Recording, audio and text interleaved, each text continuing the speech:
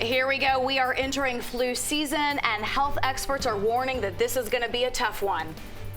Given what we've seen in Australia this summer, our summer, their winter, it's reasonable to expect we're going to see a significant flu season this year. Good evening, and thank you for joining us. I'm Naja Sherman. And I'm Jim Barry. CBS 4 Ted Scouten spoke to doctors to learn more about why they're urging people to get their flu shots.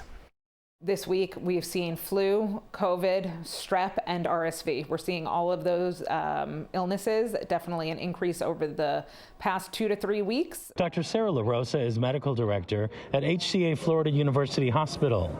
She thinks we're going to see an active flu season. Seeing some cases of influenza already, which is a little early for the season. So we think that it is going to be a worse flu season than we've had in several years. Dr. Paula Eckert from Memorial Healthcare said she can't predict what flu season has in store, but said during COVID, cases declined because of extra precautions. The flu, kind of subsided a little bit. I think people were using more masks at some point, were more careful with hand hygiene, and people were staying more at home. I think that, now people are more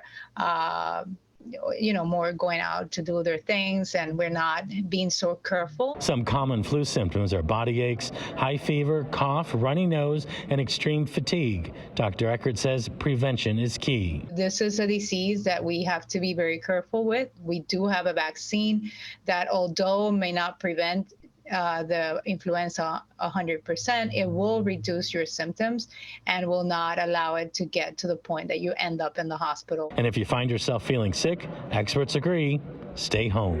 And I know in the past people just want to go back to work, but you could potentially, give it to someone else in your work. So it is important to take care of yourself and your community, so staying home is a good idea. Flu season is expected to pick up around Thanksgiving.